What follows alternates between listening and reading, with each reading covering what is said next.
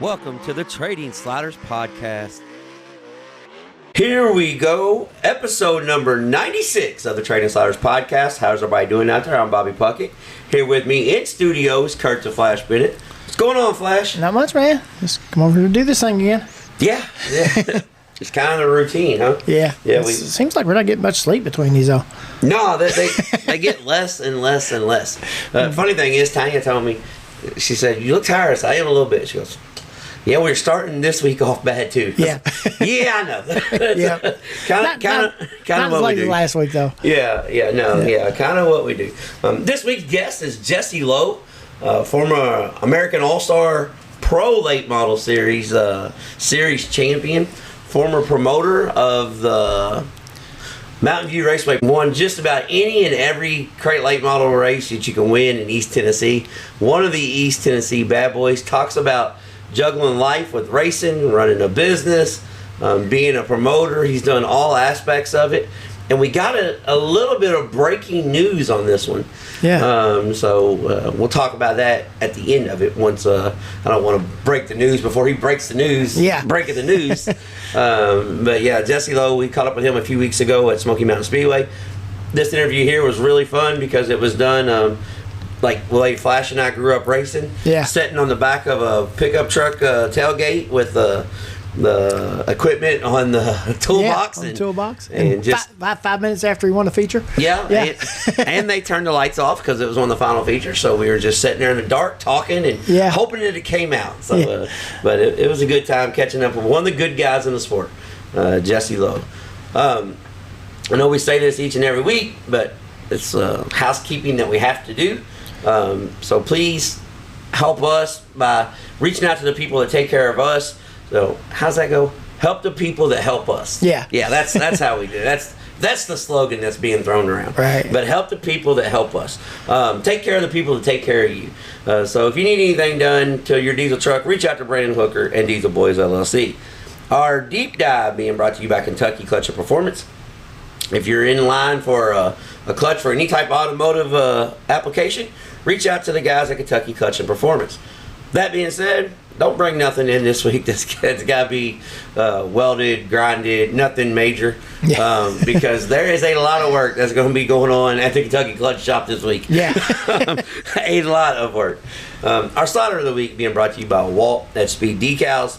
If you're in line for any type of vinyl work, especially race car lettering, but company trucks, anything that you can put vinyl on, you dream it, he can make it happen. Reach out to Walt at Speed Decals. Our crash of the week being brought to you by D.O. Handyman Remodeling.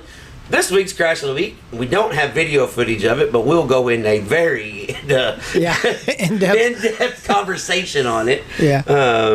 But if you're in the Kentuckiana area and you need handyman work done around the house, reach out to David. He will get you taken care of. 812-989-5002. Our racetrack spotlight being brought to you by JT's Trackside Catering. Another guy that's been on the road all weekend. I'm sure he's about half wore out right now.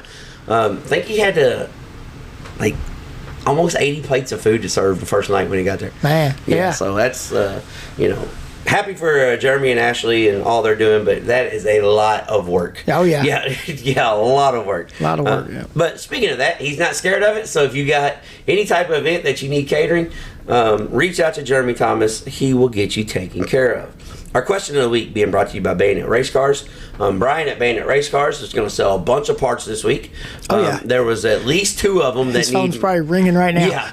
There's at least two of them that was in our crash of the week that needs a slew of parts. But I'm thinking there was 3 Bayonet Race Cars that was involved in that event.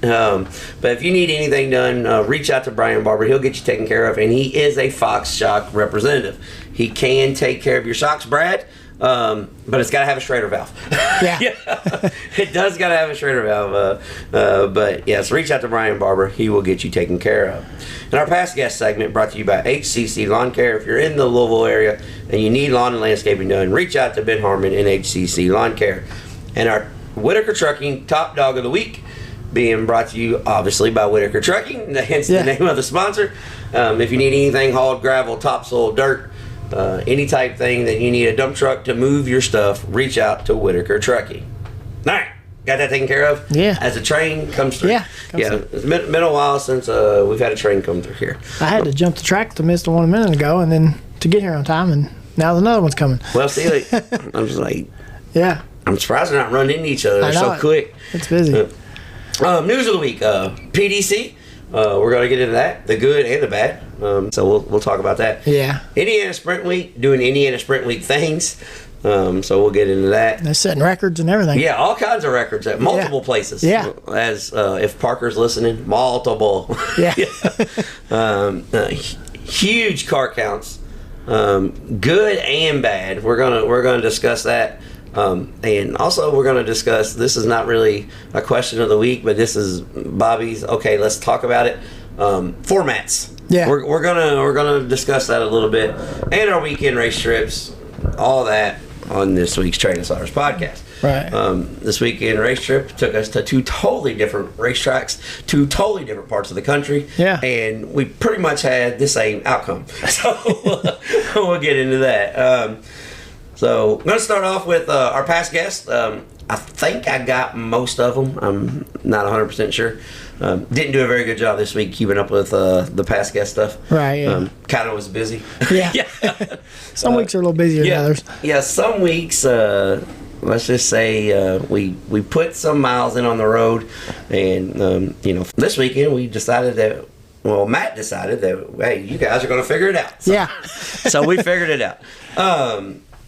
But our past guest being brought to you by HCC Lawn Care. Jeremy Mills doing what Jeremy Mills does. The IMCA National Points Leader picked up the win at Boone and Coostick County this week. He's on a roll. He got 2 for, I think it's like win number 15 or 16 on the year.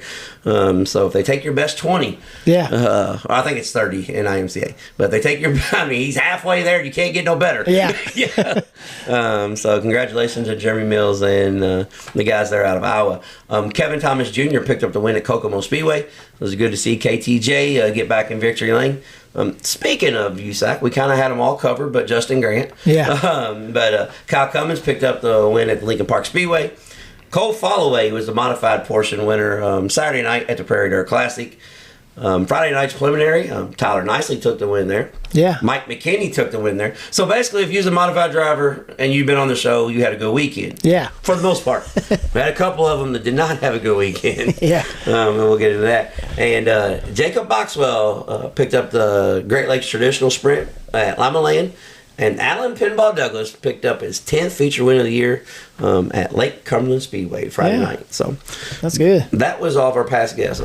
Jacob Boxwell, I think he's only made 10 or 12 410 non-wing starts, and he's got 2 feature wins. Yeah, that's pretty impressive. Pretty cool there. Yeah, pretty impressive. And I seen one of the kids was giving him riff on Snapchat. Said, "Yeah, I'm over here at Putmanville with 71 cars, and you're over there cherry picking." He sent a list back and said, "Bro, we got 30." Yeah. So that's a lot of sprint cars. That's a lot of sprint cars on a Friday night. Yeah. Not too far apart. But yeah, so that was what the past guess. All right, Flash. The PDC. We didn't get to watch all of it, but we got to watch the highlights. So we know the gist of it. Let's just say that. First off, 86 super late models signed in, and 57 of the 60 mods that were invited. So good mod turnout. But 86 super late models.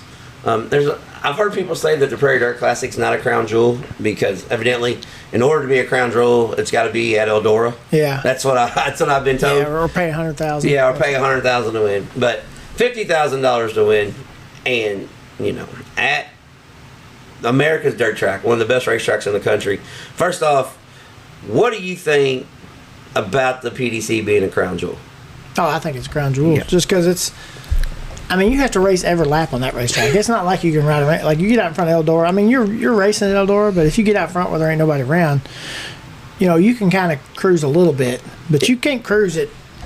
At Fairbury, it's impossible.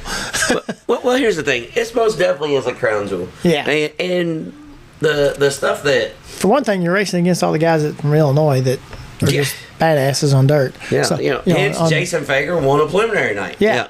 So, well, here's the thing. So 86 Super Late models signed in, and this is where I'm going to get on my format soapbox. Yeah. Well, first let me ask you this. Do you like... So they qualify and then run 4 basically qualifying races to lock cars in. They do the same for the late models and mods. And for the Saturday night main event, just run B-mains. Do you like that format? Not really. Okay. No, I'd rather run heat races both nights and just maybe lock in the top 4 or something from the first night. You know what I'm saying? Something like that. Yeah, because and here's the thing. I've seen where people have said, and there's a reason for that too, and we're going to talk about that here in just a minute. About what happened yesterday. Yeah, yeah. Well, I've seen where people said that they like this event because it's condensed time wise. It doesn't take so long, and then I also heard the caveat to that. Well, these guys won't show up if they're not going to race a feature. Yeah. Well, let me put it to you this way. If you're going to a crown jewel event and you're upset that you're not racing a feature, you don't need to be going to crown jewel events. Yeah. Because it's about competition. It's about racing your way.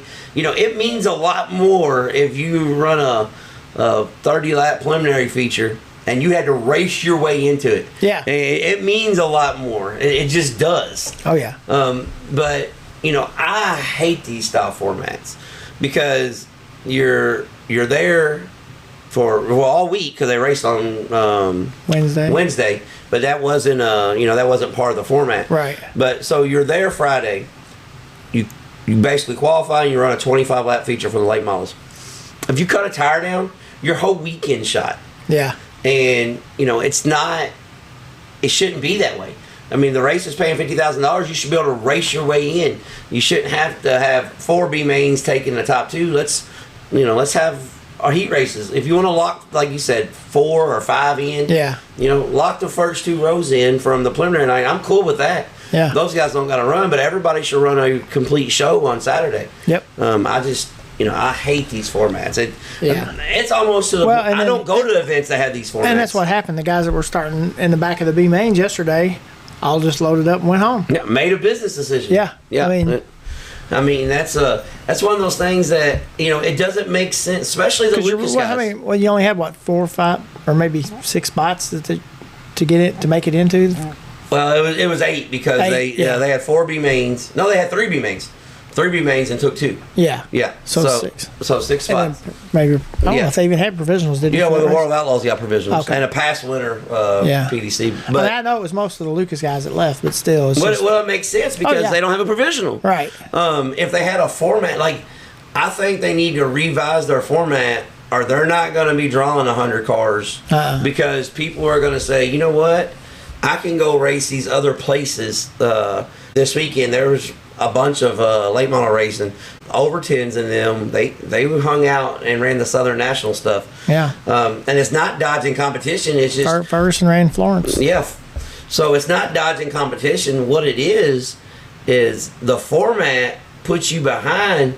I mean, you're almost better off just pill drawing. Yeah. And do away. If you want to condense the show, at least put it in the driver's hands. Right. Yeah, at least let them race for it. So that's one of those things, and I'm okay with even if they did Friday night's format like they did and took 2 out of each. Yeah. And then lined up for your heat races off the guys that wasn't locked in, and then run B mains. Yeah. I'm okay with that too, if you want to do it that way. But you should be able to race your way in. You shouldn't. A flat tire should not cost you a shot at the crown jewel if you have a flat tire on lap 1 of the very first race for the weekend. Right. That should not be the end all be all. Yeah. So I'm to the point where when I go to events such as this, as like the PDC, so they have 60 modified, so they have 3 modified 15-lap last chance races or 15-lap shootout races. Yeah. And the guys don't run heat races and stuff. I'm not going. Yeah. That's just me. I hate those styles. I hate that. I hate when Volusia does it at the beginning of the year. Yep. Because when we went to Volusia for all those years, the fastest 24 made the race. Right. They don't care if there's 120. if you want to race, you better make sure you're not 90th. Right. You better make sure you're in the top 25. Yeah, exactly. So, I'm kind of old school on that. I understand they're on TV and time wise, but let's do away with time trials or do away with hot laps. Yeah. Just come straight out into qualifying. Yeah. Well, I mean, why do we got a hot lap? But, it's something that I've discussed last night at the racetrack. Yep. If we're going to do this, if every car is going to get a qualifying, why are we even hot lapping? Let's just come out and qualify. Yeah. It cuts down on time that way. And I'm a big advocate. Don't get me wrong. I'm the one pushing to speed the show up. Let's speed it up. Let's go. Yeah. Hell, I've got dudes ready to fight me because they're working on their cars, and I'm like, hey, we're rolling with or without you. Yep. So, but in the same token, you gotta have an opportunity for the guys. So I'm just not a big fan of that. But I mean, who would I say what they're doing right or wrong? They had 90 late models, sold out crowd. Yeah. Everybody had a good time. Everybody talks about how great it is. So, but just for a race fan, I like the way USAC does their stuff. Better than I like the way the World of Outlaws did that this weekend. So, just my opinion. But yeah. Friday night preliminary events. Since I just shit on them and said I hate it, Jason Fager took preliminary feature number 1. One cool thing is you do get to see 4 late model features. Yeah, that is pretty cool. Yeah. But I'd still rather see the heat races too. Yeah. Oh yeah. But Jason Fager took preliminary heat race number 1. A name that we've been on for a while here at the Trading Sliders podcast, but the country's starting to figure out that Fort Payne, Alabama's Sam Seawright is a pretty badass little race car driver. Yep. Guys, there's a core group of guys. This is totally off subject, but there's a core group of guys. But it's our show. We can get off subject if we want. Right. We don't got to stay on subject. But there's a core group of guys that run the South. Seawright, Ashton Winger, Will Harrington, Michael Page. When they race at Sonoya and then Talladega when it's got juice, that's like the Midwest racetracks. These cats can flat wheel a race car. Oh yeah. They race late models different in the South. Oh yeah. I've always said that. They just race different. But congratulations on Sam Seawright. They're in the Copeman's farm ride. But yeah, Sam Seawright is a guy that you got to pay attention to because and you know what he knows how to do? Cut a car up and build one. Yeah, he can fix it. Yeah, he can fix the damn thing. So he don't care to race hard. Right. Some guy that's kind of been on a winning streak lately here, Brandon Shepard. Oh, I'm going to do James Essex. So Brandon Shepard. Yeah. he picked up preliminary race number 3.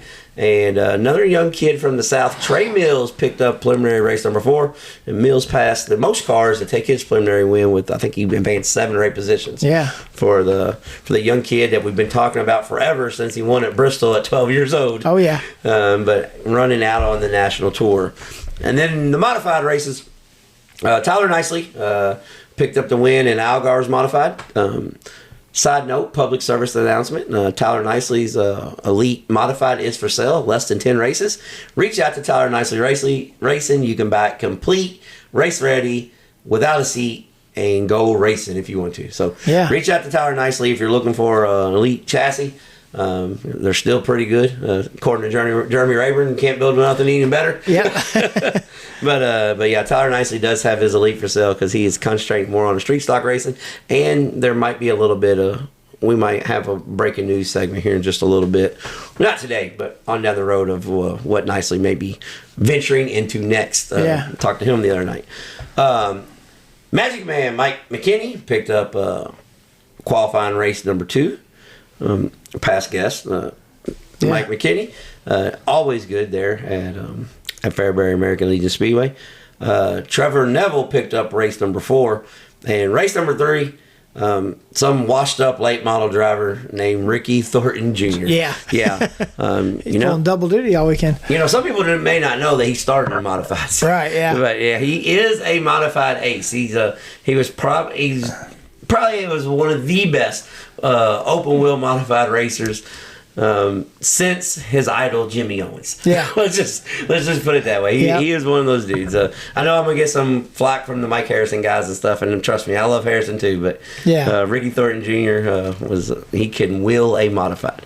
So that's how the preliminaries went, and then Saturday night, Brandon Shepard picked up the win, started on the pole, won. Some people might say, well, that's kind of boring. I even said that, and Flash was giving me the rundown. Yeah. Hudson O'Neill said, what about me, bro? Yeah. He advanced 16 positions, and some guy named BP32 advanced 12 positions. So. Yeah. So and there was somebody else come up really good from behind, too. I forget which one it was. Maybe I don't know. Somebody else come up a whole bunch of positions too.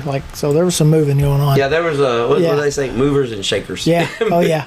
Yeah, because if for those cars to go forwards, some of them had to go backwards. That's right. They all couldn't stay up front. Yeah.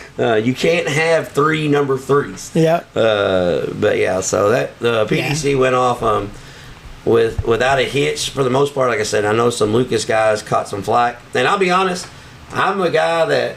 I lean more towards the World of Outlaws than I do the Lucas. Yeah. Which, I don't hate on any group, but just the way they do things. But I'm not a super big fan of the format that they run at the PDC. But that's just my opinion. Yeah. Opinions are like assholes. Everybody's got one. So moving on to Indiana Sprint Week.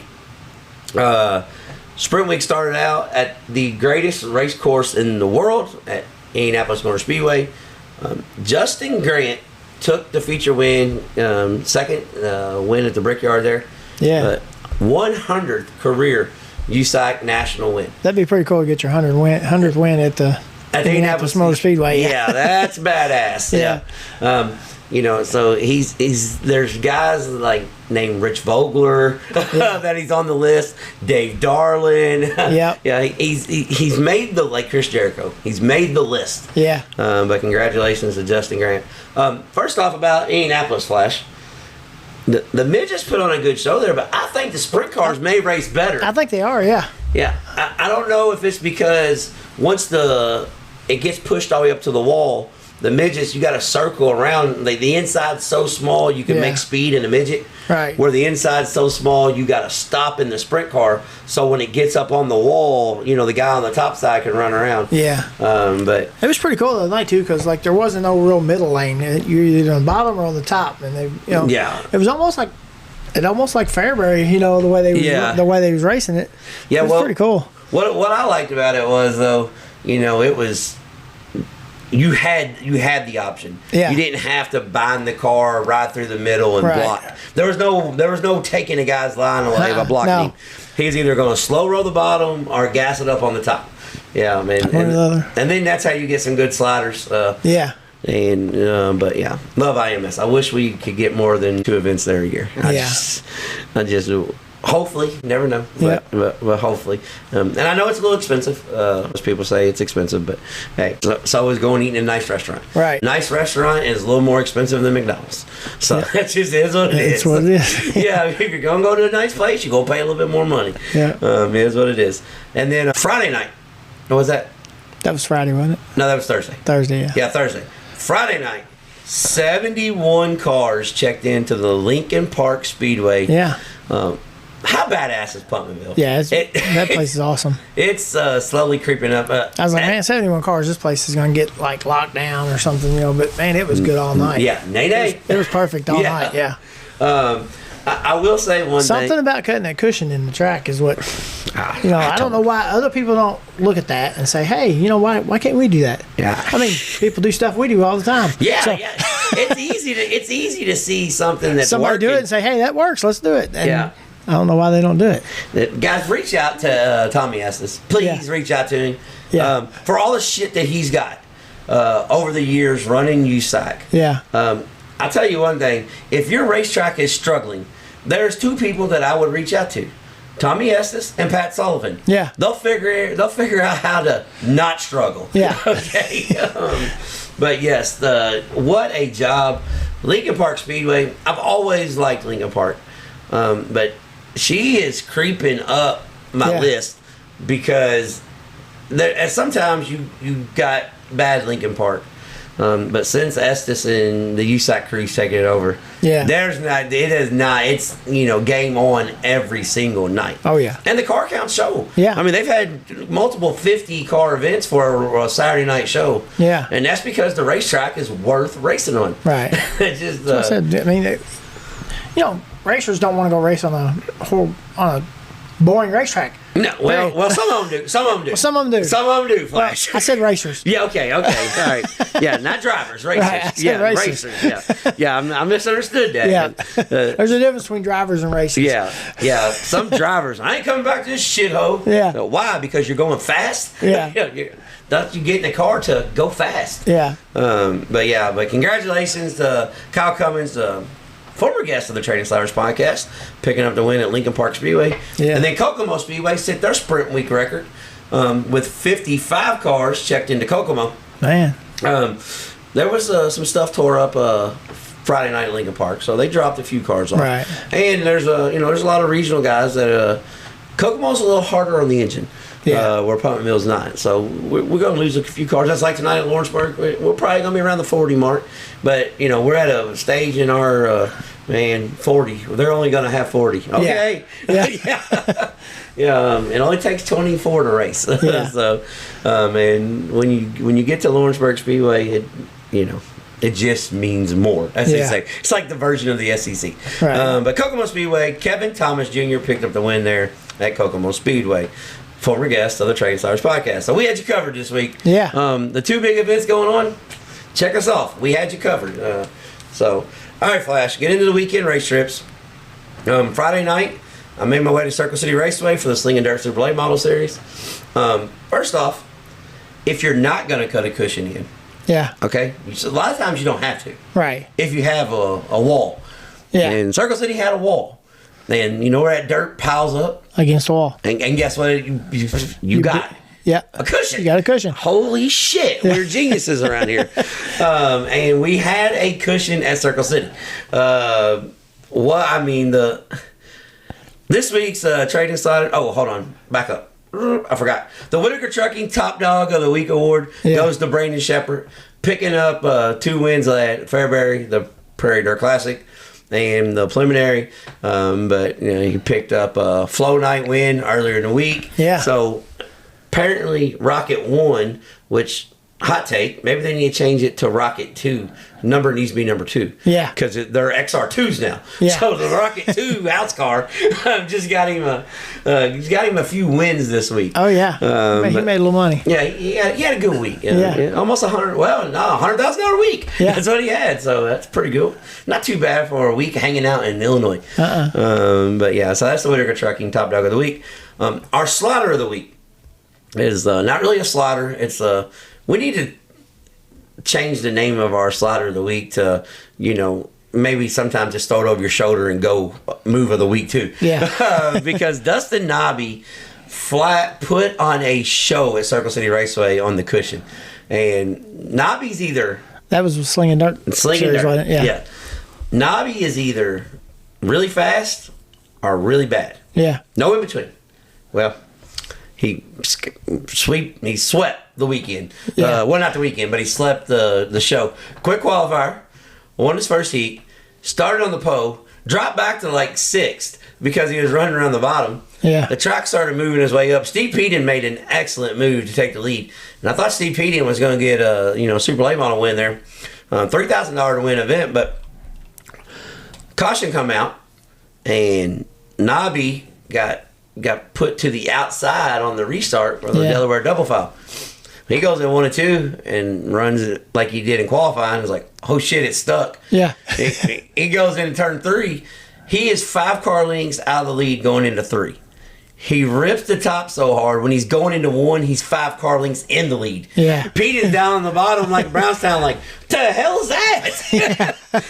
So Dustin Nobby made a hell of a move. And then Peden was racing with Tyler Neal, and they had a slide fest going on. And Neal got turned around from a guy behind him. And we had our first big one of the weekend. Yeah. Did you see Jared Bailey posted a picture? He got his stuff fixed. Oh, did he? Yeah. Good. Bailey got his stuff fixed. I thought it was tore up pretty bad, but evidently it must have broke a shock on the right rear when it was sitting down. Yeah. Bailey said they didn't get fixed in time to make Florence. They were trying to make Florence, but it's back together. Yeah, that's good. But Jared Bailey.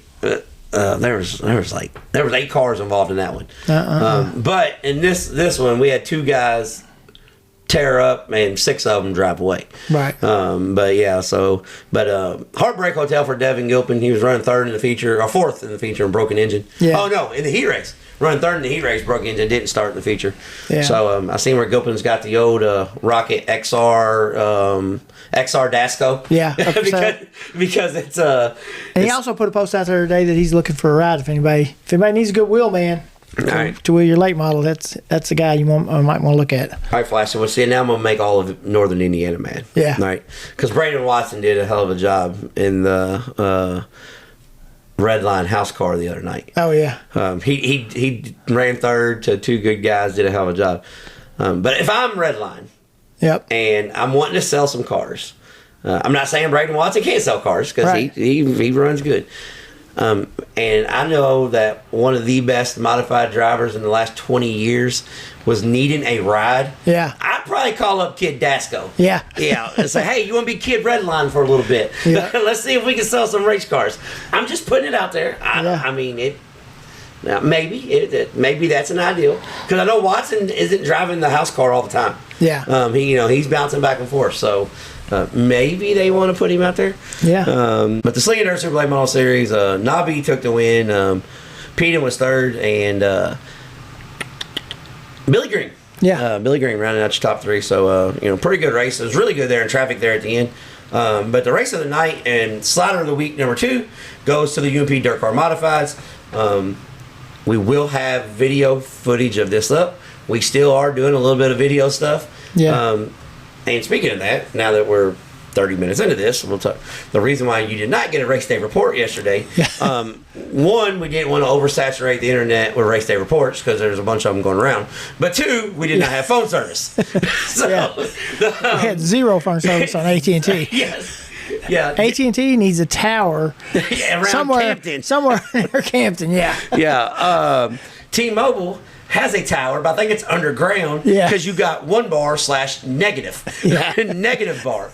And speaking of that, before we got logged onto the Wi-Fi that was having problems at the internet at the racetrack. Yeah. You know how fun it is to announce with lineup sheets on guys that you have no idea about. Yeah. So that was a good time. Yeah. But the modified race. That will highlights will be out this week. We caught up with both winner and runner-up, but Derek Losh took the win over Tyler Longmiller. Longmiller got the lead early, and Derek Losh does what Derek Losh does. He threw a bomb and a half slider for the lead, and then it was game on then. But Losh was really tight on the cushion, and Tyler Longmiller was running him down. And I believe if we would have caught lap traffic a little sooner at the end, Longmiller had something for him. Yeah. Losh even said in the post-race interview that he figured it was going to be around the bottom after the late models race. Right. So he had it too tight. Yep. And it was not around the bottom. It was around the fence. Yep. But a really good race. And speaking of Braden Watson, he come home 3rd in that one. So, but also congratulations to Tyler Longmiller, because that was his first race back from his nasty flip a few weeks ago at our crash of the week a few weeks ago at Lincoln Park Speedway. Yep. And he decided he was having so much fun that Saturday night they went to Charleston, Illinois, and he picked up the feature win there with 33 mods. I think $2,000 win mod race. That's pretty good. So congratulations, Tyler Longmiller, on that. But overall, it was a good trip. Had some speaker issues at Circle City Raceway, so we had to do the get real stern with them over the microphone a couple times. Yeah. But overall, it was a good trip. I love Circle City. Had a decent crowd. And actually, I'm really shocked that they ended up with almost 20 late models. Yeah. With there being 90 an hour and a half across the state line there. So, it's always fun working with DJ. I'm just going to warn you guys this, though. If you ever race at a racetrack where Bobby's announcing and he calls for you to come to the lineup shoot, if you don't show up at the lineup shoot, you're not starting in your spot. No, we're going without you. We're going racing. Yeah. Just to let you guys know. Yeah. People figured that out this weekend. Yeah, we're about to talk about that. But got to work with Sean Waters, the voice of the 410, the Midwest Thunder 410 Sprint Car Series. Yeah. So big help up there. Way to improvise on the fly. We kind of had to I won't say a shit show, but we were getting to the toilet. But we was able to fix it. Yeah. Had a microphone break, had all kinds of stuff going on. But we were able to make it happen. We figured it out. And then survive in advance. Figured out how to get to the other day. And then Saturday night, Kurt and I made our maiden voyage down to the 191 Speedway there in Campton, Kentucky. First off, if you've not been to 191 Speedway, it's one of the most beautiful settings of any racetrack that you'll see. Oh, yeah. You are nestled in the mountains. Yeah. Like, really nestled. You got to drive up the mountain to get to the mountain, where you got to go up the mountain to sit. Yeah. Because the track is down the mountain below you. Yeah. It's a neat setting. Yeah. It's a neat setting. It is a fast. It is. It's a nice racetrack. It is a fast quarter mile. Yeah. A lot of guys don't like the speed. It had to have a little character. Yeah. But a lot of guys, they don't like the speed of that place. But it's one of those places. It's easy to get to. Yep. Well, once you, the last 5 miles are a little rough, but it's all interstate until then. It's easy to get to. The people at the racetrack are super nice. The Lawsons and everything, they were super, super nice. Got to work with Wesley Womack. And Wesley is a no-nonsense kind of guy too. So evidently last week that they got done at 3:30 in the morning. Yeah. And so they fired their scorer. And they brought Wesley in. And just so happened it's just kind of the way it worked out. Sometimes shit just works out. Yeah. So when I was talking, to the owner, and he said, yeah, we got out here late last week. I said, well, I'll tell you what, we're going to be out of here by midnight tonight. He said, I sure hope so, but that hasn't happened since I've taken the track over. Yeah. It was about 12:20. Yeah. Yeah, it was. But we were 3.5 hours earlier than the previous week. Right. With more cars on the property. Right. So I say we did okay. Yeah. If we didn't have a 35-minute red flag, we would have been out there before midnight.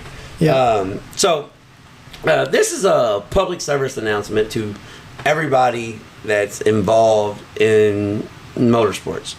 If you're a race car driver, I don't care what division it is, when you get to the racetrack, a lot of drivers' meetings, they do a good job at giving you a detailed rundown.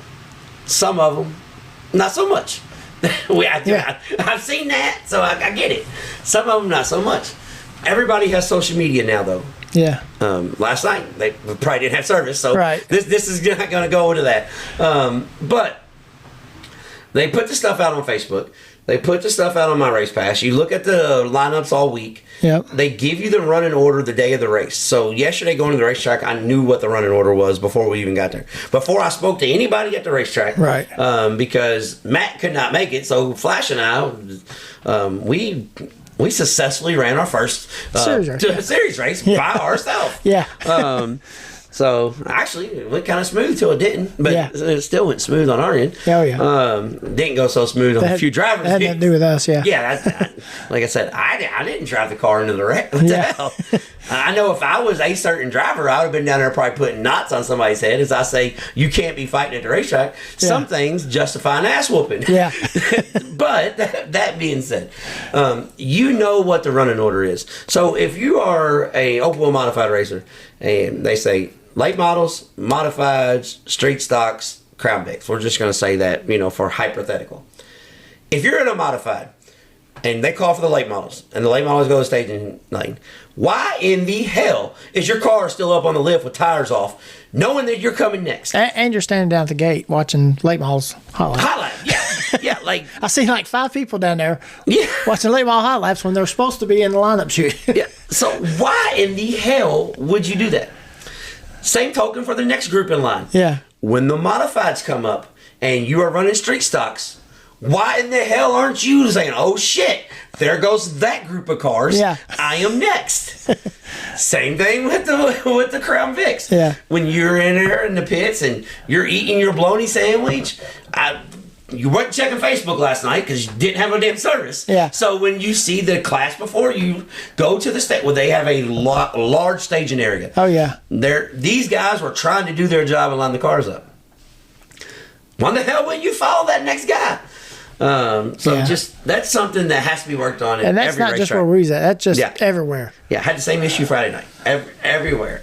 And when you're if you're the main touring division at the racetrack or the main division at the racetrack, try to look professional and show up when you're supposed to. Don't try to look like you're better than everybody else and you're just going to come up there whenever you want. Yeah. That's one of my pet peeves. Well, here's the thing. If I ran a racetrack, they would not like me because they'd be the first guy starting on the tail that night, or they'd be going home. Well, here's the thing. I think some guys in both series may have got their feelings hurt last night because when all right, rule number one, don't leave me in charge. Yeah.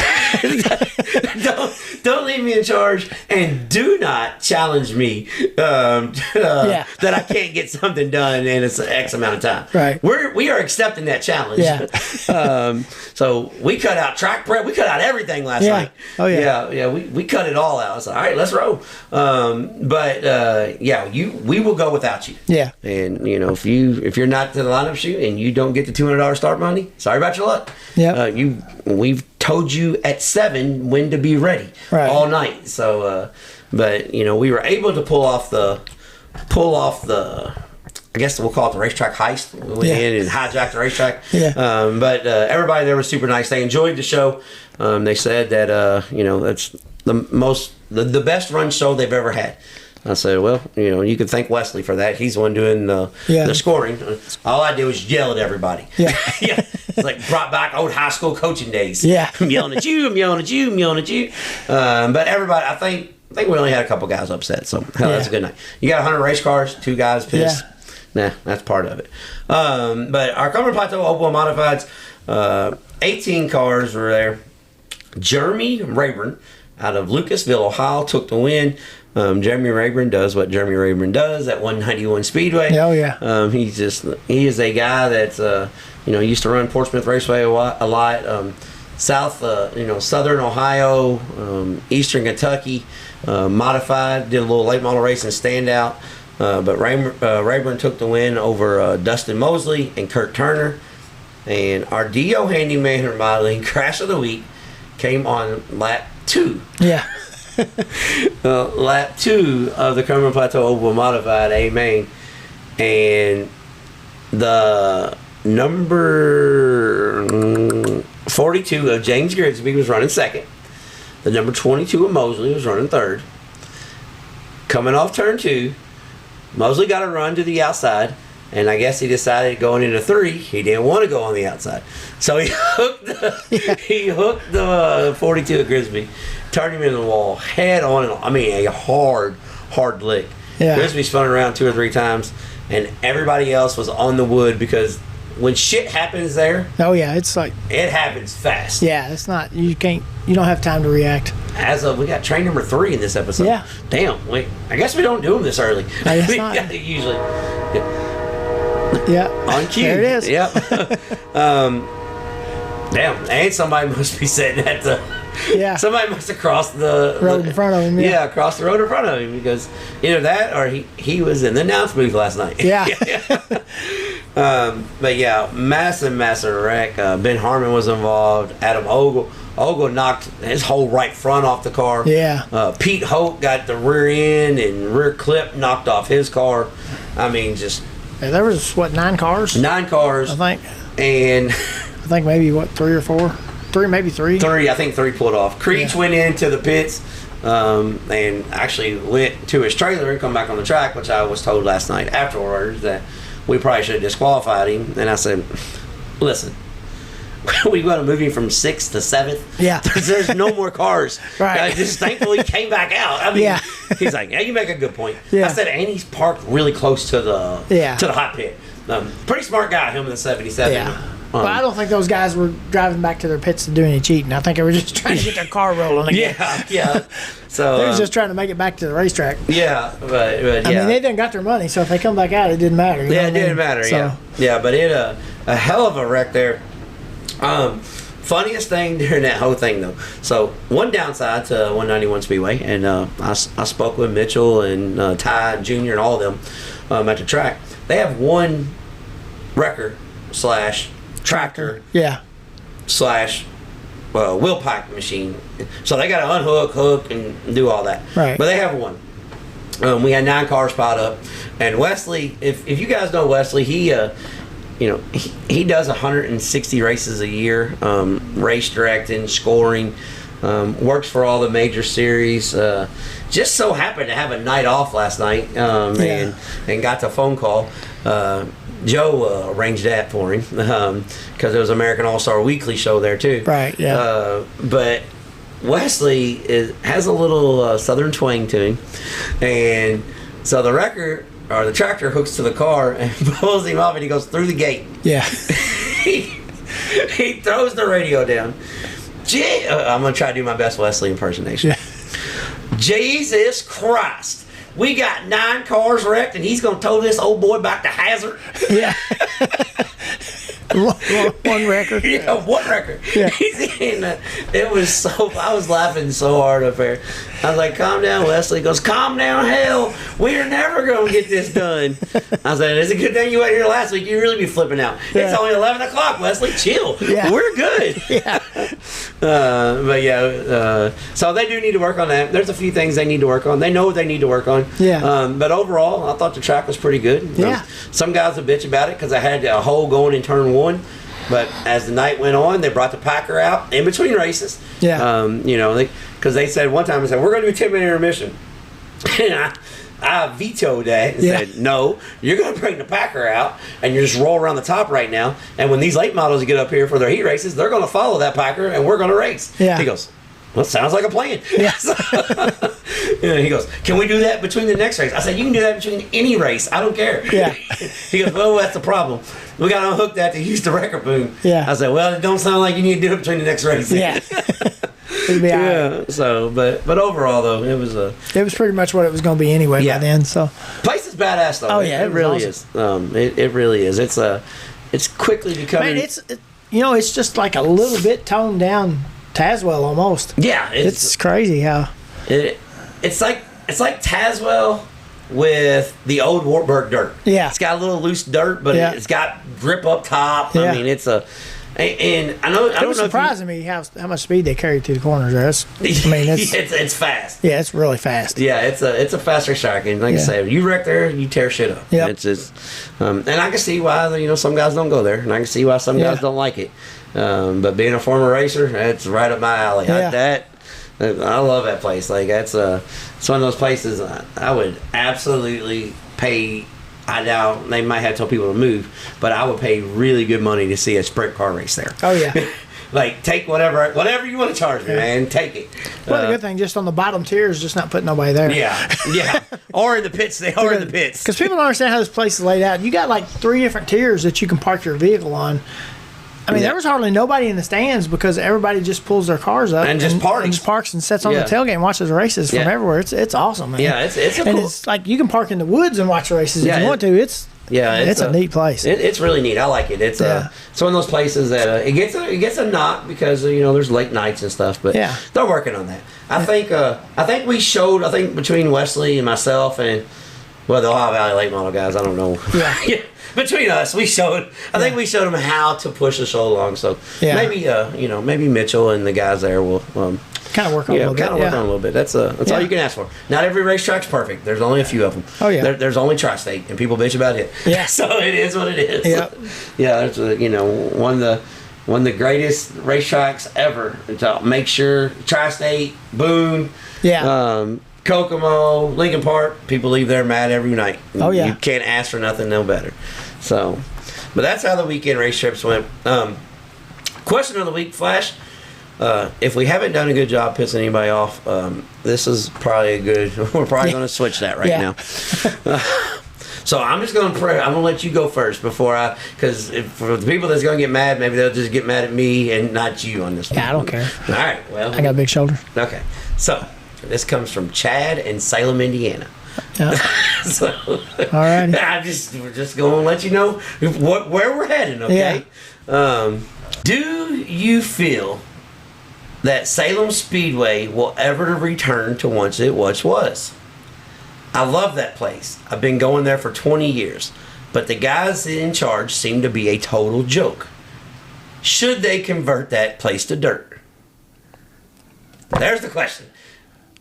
So Okay. I'm going to let you. That's a lot to take in right there. Yeah. Well, at least to think about how to say this. Anyway. I told you. And the thing is, he messaged me this like 3 times. I have not been to Salem, but I've looked at the results and the car counts. Yeah. And unless they do something major, it's never going to get back to what it was. Yeah. Because you're just never going to get back to that anyway. Yeah. I mean, you can't go back to the Magnum Oil days. You know what I mean? That and when we had 50 street stocks there every week, that was awesome then. You know, you're not going to get back to that because. Well, I messaged this guy back. First thing they need to do is axe that track in the middle. Get rid of that thing. Because who wants to watch a track from 1,000 feet away, for one thing? I went there one time when they had a race there, and I ain't never doing that again. But well, here's the thing. So I messaged Chad back and said, Chad, I don't want to get into this. And he sent me the same message like 3 weeks in a row. And he said, I'll be honest, I listen to the show every week, and I'm going to send this every week until you guys answer it. I said, okay, then we'll answer the damn thing. Yeah. Now, as far as making a dirt track, it would be badass. Yeah, it would. But it would be so fast. Yeah. I mean, I don't know if it really be that. I mean, there's some like places kind of close to that. Like Florence. Yeah. Well, here's the thing. I don't know the people in charge, right. So I'm not going to say they're. I don't know that guy at all. I do know one thing: he puts in a lot of time, energy, and effort in that and Thunder Valley. Oh yeah. So I do know that. Yeah. He's active on social media. He may not give you the answers you like, but he will answer the question. Right. If you ask him a question, you may not understand his answer, you may not like his answer, but he will give you an answer. But so, he did put a post out there yesterday that I kind of liked for the first time. Yeah. He could be mad at me. I don't care. Yeah. But anyway, he was working on the track, and he said some people ain't gonna like us. He said some people, you know, he don't know who to get answers from to help with the dirt track part of it. I think he don't know. He keeps thinking that somebody's going to keep giving him bad information on what to do. Yeah. And I can understand that because there's people out there that will do that. Yeah. Well, the thing is, what I did, like I said about it, is he goes, I'm going to try this my way, and if it fails, it's on me. If it's don't, it's right. And I appreciate that. Yeah. And one thing I will say, I haven't been there since he's made his improvements, but I have seen photos and stuff. Yeah. He's doing a great job with the facility. Oh yeah. It's cleaned up. It got a major facelift. But the problem is that you can do all you want to with the facility. If you can't get cars to race there, it's going to always be a problem. Yeah, well, that's what I was going with. And they're going to have to change something to get the cars there because everybody's not going to build a $50,000 street stock car. No, well, or $60,000 street stock car. Yeah. You know, well, the reason why people can't do that. Well, the reason why I saved this for this week because Jesse Lowe talks a lot about this. Right. So I was wanting to answer this a few weeks ago when they had their big event because. But here's the thing: do we think it'd be a great dirt track? Yes and no. Yeah, I don't think it should be a dirt track. Yeah. Period. If they were going to do the dirt route, you got to bulldoze over turns 3 and 4, leave 1 and 2 where it is, make it a smaller racetrack, put the pits where turn 4 is. Yep. It would take a lot of work. Because dirt guys got too much shit. They're not unloading their stuff to the infield. No, ain't no way that's happening. That's not happening. And I hate it when people park in the infield too. Yeah. So we definitely don't want that happening. Yeah, even though it would probably work there. Yeah, as long as you get rid of that thing they got in the middle. Yeah. But you quit harping on that parking lot track. Yeah. There's a lot of kids that make their legend debut there. Yeah, I'm glad it's there for the kids, but it's just not.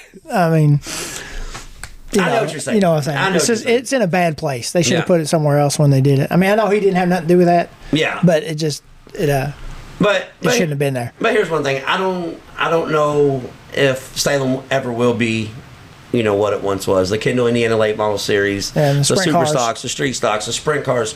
Is it a Salem problem? A little bit, yes.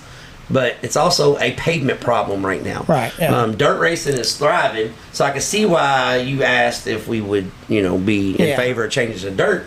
Hell, I'm in favor of changing every asphalt track to dirt, except for Indianapolis Motor Speedway. I'm cool with anything. Yeah. But with that being said, it needs something needs to be done. Changes need to be made to get the cars there. The Crown Vic guys show up, but I'm just going to be honest. There's a whole nother soapbox, and I would have 1,000 inboxes if I go on this. Yeah. But the Crown Vic is a support division. Yep. It's not a premier division.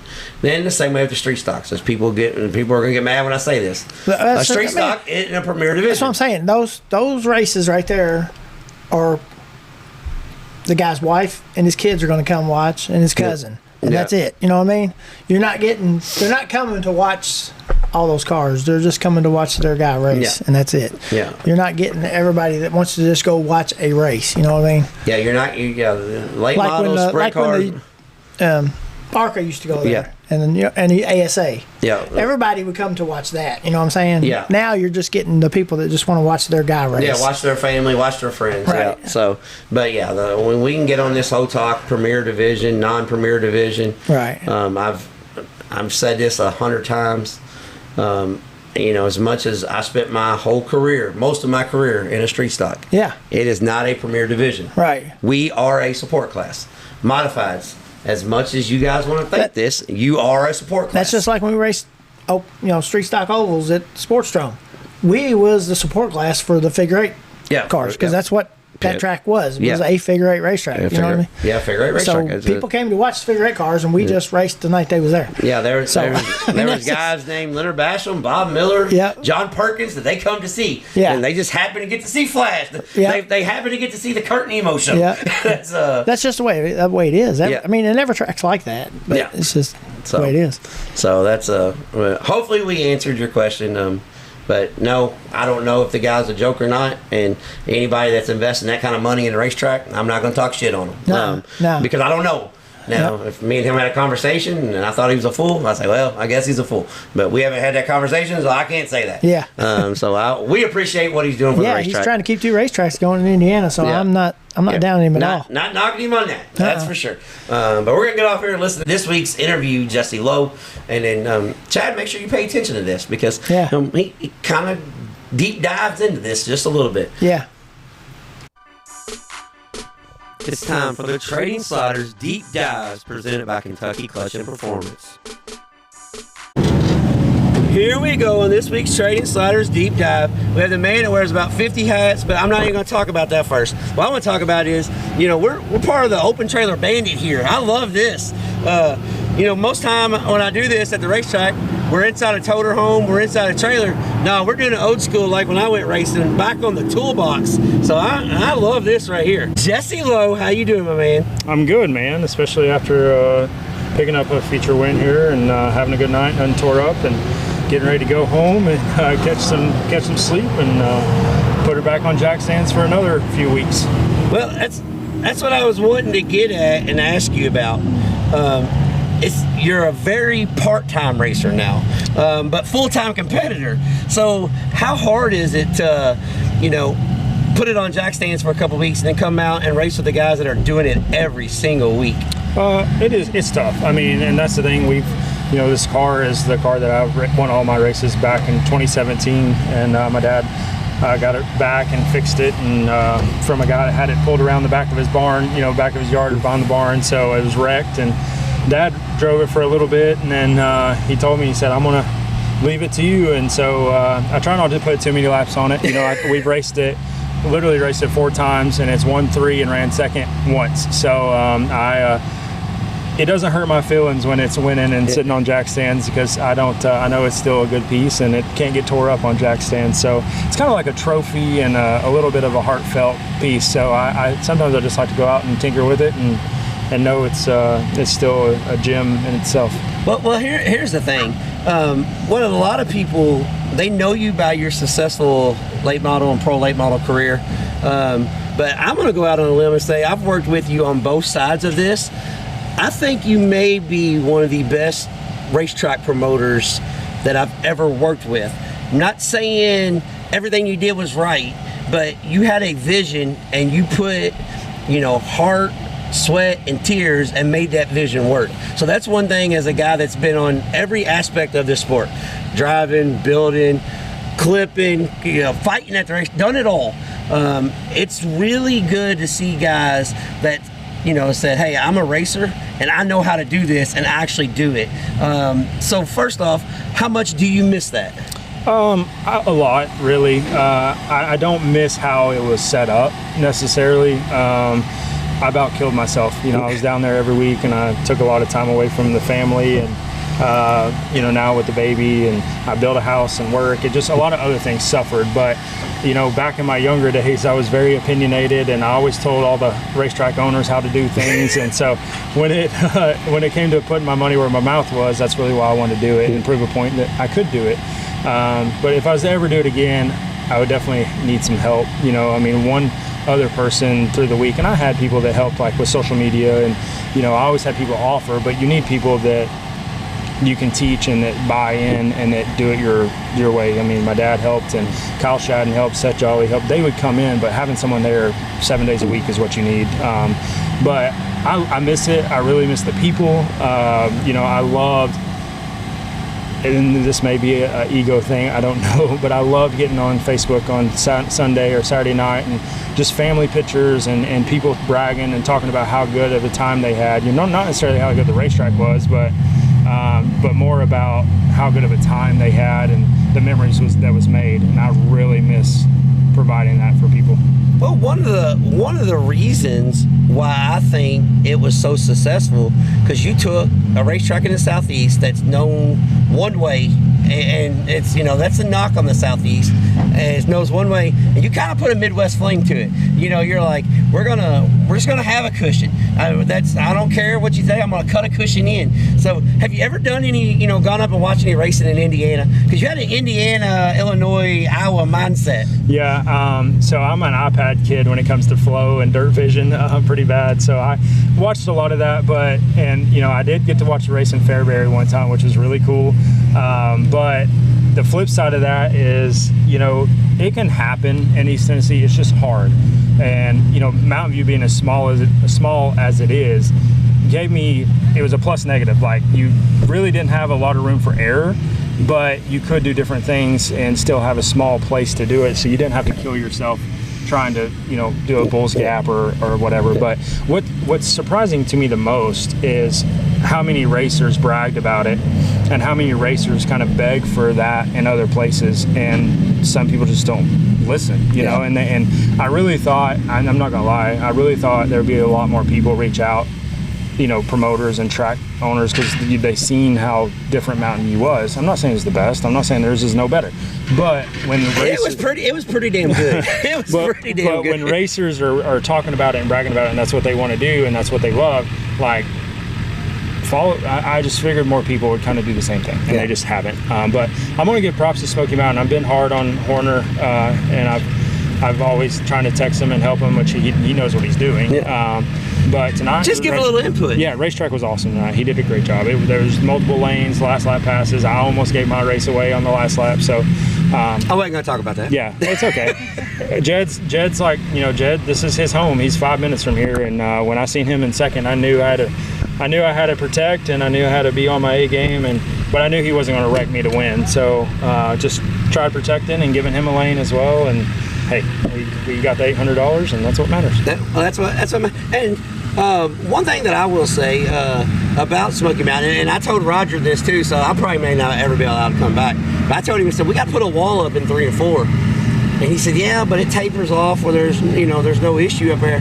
I said, I'm not talking about an issue. I just want a cushion to build up. Yeah. If you throw the dirt outside the racetrack, you got to keep bringing it back. Yeah. So I told Roger, I was teasing with him earlier. He was like, well, I don't know if that's going to happen. A wall would make the racing a lot better down there, just for judgment. And like you said, just building a cushion. Yeah.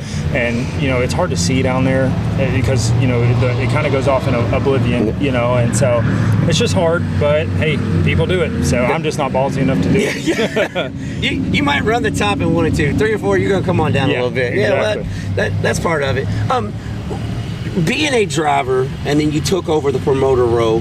Now you're back to the driver role. Was there stuff when you stepped into that role where you're like, holy shit, I had no idea this was even how this worked? Because this whole time I told everybody how great it could be, and then, you know, it's this much work. Yeah, no, it's there's a lot that goes into it on both sides. You know, when I went into the promoting side of things, there's a lot of behind the scenes that nobody sees. You know, like the water truck tears up, or the pack cars tear up, or the wrecker tears up. So then when you leave that, and that's your concern, and you come back to racing, it's kind of like, wow, this is a lot easier. You have one race car to worry about. You know, now the hard part, the difference is, you know, you have at the racetrack, you have 700 to 1,000 people that's wanting you to mostly succeed for the most part, and there to try to have a good time. Where at the racetrack, when you're racing, you have 24 competitors that hope you run last. You know what I mean? So it's just a different mindset. And but that's what's funny is the technology that's on this 2017 car is exactly what I ran in 2017. It is no different. So I have my notebook from then, and literally that's what I do. So it's pretty cool. Well, one thing I will say, when he talks about all the stuff he's got to do at the racetrack, that's occasionally lock in the announcer for the touring series that was there the night before that was going to sleep on the top of the hill. Yeah. Lock my ass in the race. I've been thrown out of racetracks before. I've never been locked in. He locked me in, and then he's a good church-going guy. He don't even answer his phone on Sunday. I had to break out of a racetrack. Thank God the record had a crescent wrench there because I had to break out of the racetrack. But I did put it back the way I found it. But I'm glad you had a good time too. No, I love that place. That was I'll be honest, I liked that place when it sucked. I really liked it when you got it. Yeah. Because I'm a bull ring guy. Right. I grew up going to Bloomington Speedway and Lincoln Park Speedway, little 5th mile, quarter mile, big cushions. And one thing that I like what you did was you took something and said, we are going to do this here. Right. And there's not a lot of that once you get to Southeast Tennessee, Georgia, Alabama. It's kind of like the good old boy way. We're going to do what we've always done. Yeah.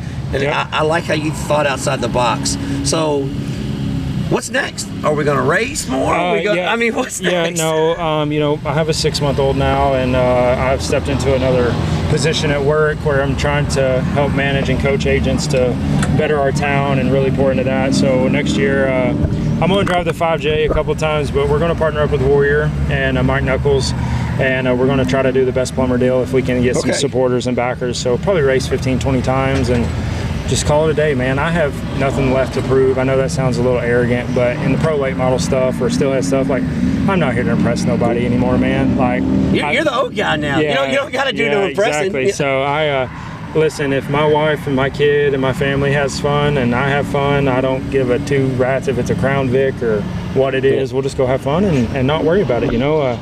People will take racing for granted. They get caught up in winning and losing, and that's not why we do it. Yeah. I mean, a lot of people, they say that is, but I can tell you I remember more stuff about candy tosses and driver's autographs and the nights that I signed 50 kids shirts more than winning and losing in a grand scheme of things. And just the memories we make with our parents and our friends, and that's what you miss, especially when you stop. You don't miss winning necessarily. I don't. I just miss the camaraderie and just seeing my friends and just being a part of something bigger than myself. Well, a lot of people ask Kurt and I when we do this podcast, because we go to 80, 90 nights a year racing, and we're working on stuff throughout the week. Thankfully, we was able to get an interview at the racetrack this week, so it makes stuff a little bit easier because we're not driving all throughout the week and getting stuff. But people ask us all the time, goes, you guys are going to Tennessee this weekend, because I'm from Louisville, Kentucky. He lives in Clarksville, Indiana. And said, you guys are going to Tennessee this weekend. You're going to West Virginia. You're going to Georgia. You're going to Iowa. Doesn't that get old? And I tell them the trips itself is a lot better, a lot more fun than the racing ever was. Back when I drove, I mean, the traveling itself, the meeting new people, hanging out with new people, and seeing different styles and different ways people do things. There needs to be a lot more of camaraderie, as you said, just in the racing world, because we got guys over here fist fighting for $400. It costs $1,200 to get out of jail. Don't make any sense. Well, and I'm going to put that a lot on racetracks too, for A, they let things get that way, and B, there's very slim margin in profit and loss in racetracks, and a lot of racetracks rely on their income from fans or their income from drivers to pay the purse, and so they can't pay what they really need to pay. So now people are trying to finish the best they can to get more money than what they probably need to, and do dumb things, and then people get pissed because now they got to go work on stuff. So it's just a never-ending cycle. And I'm not saying we had it figured out at Mountain View, but we didn't have one fight at Mountain View. One. All year. That's crazy. Hey, that's especially in East Tennessee. That's almost unheard of. And we had two in the staging lane today. Yeah. So, but yeah, so thank you for this, and hope I answered all your questions, and I appreciate what y'all do for sure. Yeah. Well, so what we try to do is we try to pull the curtain back, because we promote, we announce, we try beating up and down the road, and I know how much goes into this, and we try to showcase every aspect of it. Right. And with you being a driver / promoter, back to driver, and you're talking about your deal with Mike Knuckles, you don't have to worry about doing none of the jaw jacking now, because he'll do that for you. Yeah. If there's an issue, he'll take care of that. You're good now. Yeah, I love Mike. He a lot of people give Mike a bad rep, but Mike has a big heart, and he truly wants to help everybody, and the problem is the more people you try to help and you can't or you don't, the more people's going to talk shit about you, pardon my language. And so, when you put your heart out there and you put your effort out there and you put yourself out there, it's just more people to have ammo to talk bad about you or talk negative about you. So, I always tell people, if you're not making people mad, you're literally not doing anything. So he's been great to me and my family. He's been very understanding about my kid and my wife, and man, that's all I can ask for. So let me ask you this before I let you go, because I've been a person that said Tennessee has way too many late model classes. Well, the more that I'm down here, like the sportsman late model class that you've been running lately, I really enjoy that, because that reminds me of late model racing when I was a kid. We're here in open trailers. We got guys from all different demographics. But we got 602 late models, 604, limited, steel block, 2-barrel, supers, 525s. Where does the line need to draw?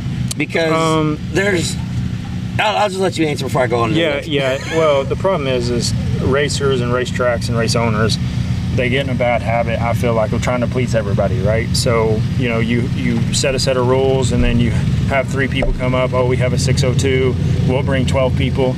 So there are 12 cars, and then they add that class, and then they only show up with 4, and then so the problem with it is I feel like too many tracks try pleasing everybody. I think on a Saturday night show, I feel like you should have a late model class, which is your steelhead, if that's what they want to do, or crate, pick one of the two, and then you have a sportsman. You have 2, and because you really do need a sportsman. I mean, this is a 2017 oil shocks, like crate motor. But there also needs to be a class for people that want to go spend $40,000, $50,000 but can't super race. So, but the 602, I feel like it's a good thing, but a 602 is not as expensive as a 604, but you could make it where you got to run oil shocks. You know what I mean? Yeah. There just needs to be a little bit, and racing in East Tennessee, I tell people all the time, it's not dying, but it's also not thriving either, because we're too spread out. There's, tracks try to work together, but then again, I feel like they kind of go against each other sometimes, which you can't please. Once again, you can't please everybody. But Vic does a good job. He blended his sportsman. Smokey down here, a great ran first, second, a nice built motor, ran third. You know what I mean? So it's a good mix. But I think that there needs to be 2 classes. You have a sportsman, which is kind of your oil shocks, cheap late model, if there is a such thing, and then you have your built motor limiteds, and you go from there. But I don't know. That's what I like. That's what you did down there at Mountain View again, because you just had late models. You just called them late models. Yeah. We weren't calling them nothing else. They were late models. That's you just come run. Yep. And it's a little bit easier to do it there than it is Bull's Gap because of the track size. Right. And I get that as well. But one thing, when you said East Tennessee isn't thriving, well, we used to have 40 late models, but we didn't have 4 late model divisions. Right. There's more late models at the racetrack now each night than there was, in the 90s. Right. So maybe we are thriving. Maybe we just need to close that box up a little bit. No, yeah, we're like, racing is thriving. I feel like it's the racing is still going good. It's just we're too spread out. So like I don't feel like we're flourishing. Like we're not growing. We kind of got what we got. It's very rare that you go to a racetrack anymore and you see a new name and you're like, oh, who's that guy up front? You kind of have your same people week in and week out, and there's only so many to go around, and that's the thing. If you got 500 cars in or around that races, and there's 10 tracks racing, you're probably going to have 50 cars, at each track. So whereas if they work together, I love Mountain View because we did 3 weeks a month. We took a week off and gave people a break. I wanted to do every other week, really, because I feel like families need time. You need vacations. Workers need time. track prep needs time, and every other week. Ordering food needs time, getting the concession, getting the toilet paper, all that. Well, one thing, the only caveat to every other week is if you lose a race, then you're rescheduled on somebody else too, though. That's the only caveat to that. There's going to be a plus and minus. It's not like it's got always half full. Yeah. So you're okay. Never fails. It's okay. Yeah, never fails. One thing, tell people about your sponsors who help make this possible, and tell them what you do for a living. Because you live in East Tennessee, you want to reach out if you're looking for a certain line of houses. Yeah, I'm definitely. I love real estate. I love helping people. That was I got into it, and that's what I love to do, and I love to give back to people. And buying a house is probably the most stressful time that you're going to have in your life, with one of the biggest purchases in your life. So I love helping and giving back. So yeah, anyone that's 2 hours from Crossville, I'll be there and be a helping hand. But yeah, I really got to thank my dad. He just he's done a lot of work on this car and fixing it, and just he said, hey, just go race it, and whatever money I win, we put in an account, and then if I need tires, I go get it out. And like I said, it's 1-3 and ran second once, and we're having fun, but don't really have too many sponsors. PPM's always good to me. I've got shocks on here from them and CVR, and one off the shelf from like 8 years ago. And Gondola's Steakhouse, and then really Randall built the motor, and he did a great job with that, and it's ran flawless.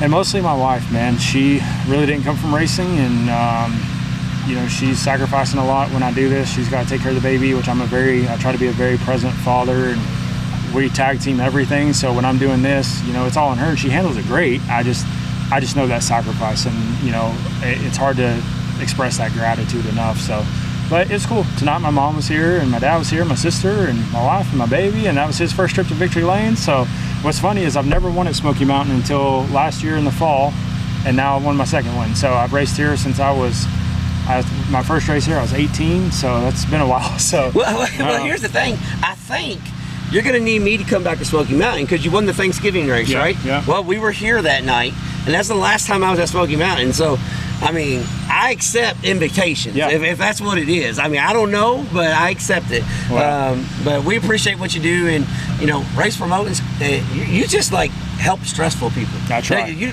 want to promote a racetrack, drive a race car, and now you got to worry about that because Mike's going to take care of the stress. Yeah. So looking forward to see you out on the road a little bit next year, doing what you do best. Because like I said, you're a good promoter, but you're a pretty good little wheel man there too. So I will tell you, I loved promoting more than I loved racing race cars.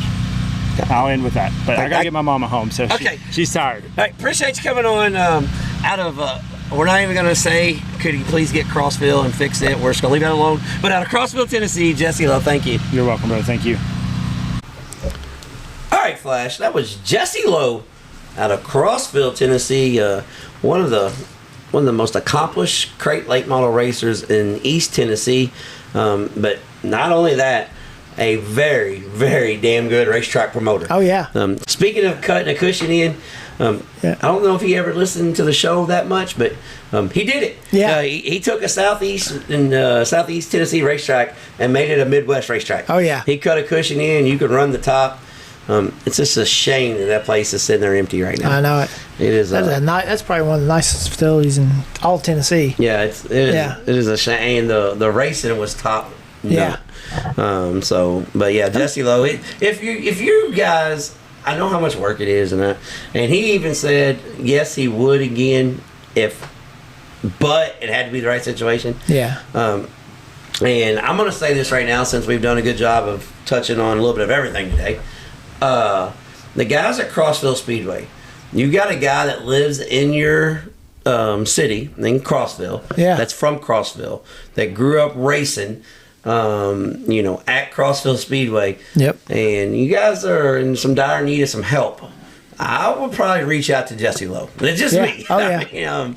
That's a nice racetrack, too. Yeah. The track's nice. It probably needs a little work on the facility, but, But we got a guy that can do that. Yeah. We got a guy that can make sure that the track and stuff stays good. So yeah. But a little breaking news there. Jesse Lowe is going to drive the Warrior House car next year for Mike Knuckles, and we're gonna going to see him out on a tour again. Yeah, that'd be kind of cool. He's going to run the Best Plumber 604 tour, and they're going to run some steel block stuff and do a little bit of everything. So looks like Jesse's going to hit the road. And one cool story about, that car that he's got, it was his car that he won his championship in. It was sitting behind the barn. Dad drug it out and wasn't going to fix it, then fixed it. And so 2017 car. So you guys with these older cars think you can't win races. He's proving you can. Yeah, you can still do that. Yeah. So that was it was a good time there. We appreciate Jesse being so courteous on his time, because we had a couple rain delays. That was a late night. That was pretty late. Yeah, that was a late night. And he had to take his mom home, and I'm glad she hung out for a little bit so we could do the interview with him. Yeah. Because she was ready to go. Yeah, because Dad took the wife and the grandbaby home. Yeah. So Mom was going to hang out and ride with him. Yeah. And, it was already a late night, and we kept him at the racetrack a little later. So so we appreciate appreciate his time. But in that same token, Jesse knows what it means to, get the word out about racing and everywhere. And I liked what he said about... and that guy speaks so good, man. Yeah. It's just, Now, he's a good... Well, Flash, you can't sell houses if you can't bullshit. Right, yeah. That's just... exactly. Yeah, so... we appreciate your time. This week's upcoming events, we're going to kind of do this a little backwards as far as race dates, but our racetrack spotlight will be Thursday night at the Terre Haute Action Track in Terre Haute, Indiana, for USAC Indiana Sprint Week. Guys, if you are not a fan of big track racing, I get it. Yeah. I'm a bull ring guy, but for once, you have to go to Terre Haute Action Track. You would think, well, it's a big flat track. And if you're used to going to like a bull ring that's banked, and you're like, this place is going to suck when you first walk in there, like I did. Yeah. But, man, that place is awesome. Yeah, Terre Haute is scary. Like 3 times I was wanting to take my car up there to run with the crates. You know, I never did get to go, but I thought that'd be a cool place to go play. Yeah, I know Chris Workman, my buddy Chris, he got to go up there and run a couple times, so I got to go watch him run. But that's a cool place. Yeah, Terre Haute's badass. And watching non-wing sprint cars barrel off in the corner at Terre Haute. Oh yeah. Ask Brady Bacon. Have you seen the video of the car upside down in the Chick-fil-A parking lot? Yeah. That's the Baconator. That Terre Haute. That was after getting about 60 foot of air before it come down too. But it's a big half mile. One cool thing about Terre Haute is they got infield seating, so it's like half price. You go sit in the infield. Yeah. Take your coolers, take your barbecue grill. Drake York's parents will be down in turns 3 and 4 cooking, because that's what they do every Terre Haute race. They go down there, set inside turn 3.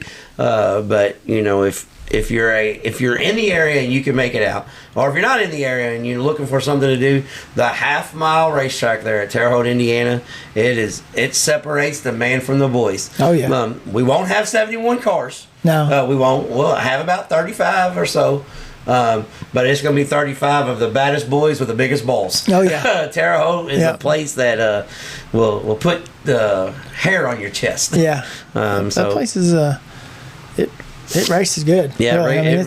It races really good. You would not think it would when you first looked at it. But, but when you walk in... I mean, I'm sure a lot of people's done seen it now, on TV and stuff, but with streaming, but it's first time I went, I'd never seen it. Yeah. So, when you walk in, especially you sit under the bleachers, man, your eardrums will still be bleeding today. Yeah. It's because they got covered bleachers, but Terre Haute Action Track, this week's that's racetrack another good thing. It's supposed to be hot this week. They do have covered bleachers. So. They do got covered bleachers, yep. Monday night, USAC Indiana Sprint Week will be at Circle City Raceway, Indiana's hidden gem. Actually, the country's hidden gem. Yeah. One of the best racetracks in the country as far as on-track action. So Monday night, USAC National Sprint Cars are there. Wednesday night, they're at another good one. The Paragon International Speedway. Paragon Speedway is a badass racetrack. Yeah. Every track that they go to in Indiana is good, but this here is a solid week. Friday night, USAC National Sprint Cars, Indiana Sprint Week at the red clay of the Bloomington Speedway. I like how much different all the tracks are. Oh yeah, every one of them are completely different. I mean, that's the cool thing about it. This week it was like, oh damn. Yeah. And then Saturday night we'll finish Indiana Sprint Week at one of the best racetracks in the country, the Tri-State Speedway in Hobstadt, Indiana. See who's going to get the rocking chair. Yep. See who becomes Sprint Week champion. But Indiana Sprint Week will conclude this week, so you got stuff. Every one of those races will be on Flow. You can catch those up. You got set in one of those rocking chairs to do an interview, didn't you? I did. Yeah. That's pretty cool. KTJ. It's pretty cool. We got to hang out and do that. We get to do some cool shit with this podcast. Oh yeah, it's crazy. We get to bullshit about racing with cool people and do cool shit. Yeah. Who would have thought? And we're coming up on 100. Yeah. We're almost like Justin Grant. Like, he got his 100th win. We're going to get our 100th show. Yeah. That I need to work on this week, actually, now that I think about it. If you're a fan of the Fender World, the World Outlaw Late Models, and they had the Cedar Lake for Thursday, Friday, Saturday, the USA Nationals, $100,000 to win. They're in New Richmond, Wisconsin. Racetrack that has a pond in the infield, the very original racetrack with a pond in the infield. Right. The Cedar Lake Raceway, it's badass. So you can catch that on Dirt Vision. It's a 3/8 of a mile. It's just a speed palace. It's one of those places that always put on a good show. And the Slinging Dirt Super Late Model Series will be at Hidden Hollow Speedway. They make their debut there this Friday night. Slinging Dirt Super Late Models will be at Hidden Hollow. Also Friday night, the Valvoline Ironman Late Models will be at Ponderosa Speedway. And then this weekend, Flash and I head to Lake Cumberland Speedway, home of the Lake Cumberland Classic, for the Save-A-Lot American All-Stars presented by PPM and the Cumberland Plateau Open Wheel Modifieds presented by Ramsey & Son Excavating. I did my professional shit. Right? Yeah, so we'll be there this weekend. I'm sure I'll be another episode of Hornets, we need you to staging. Yeah. I mean, damn, why you dragging ass? But we will see. So we head to Lake Cumberland this weekend. So that's what we're into. There's stuff going on everywhere. Yeah. Brownstown's got the fair race about to come up. So we got all kinds of stuff. I think we're off this week because Philly could set up for the fair. So I think the fair race is this weekend. Or I'm not sure what days. I think they run Wednesday and Saturday, I believe. I think so. I think something like that. I probably should have wrote that down. Yeah, because I'm not sure. Yeah. But so anything else before we get off here, Flash? No, I don't think so. There's plenty of racing to do this week. So speaking of which, I'm gonna hop off here and take my ass to Lawrenceburg Speedway. Yep. So if you're listening to this, you're already gonna know, but this is gonna be out Monday evening. Yeah. But tell somebody about us. Like, share, subscribe, comment, do all that good stuff. And if you don't like us, you think we're a bunch of smartasses, we appreciate you hanging out. But still tell somebody else about us. Yeah. Because they might enjoy our sense of humor. Yeah. Until next time, we'll be trading sliders.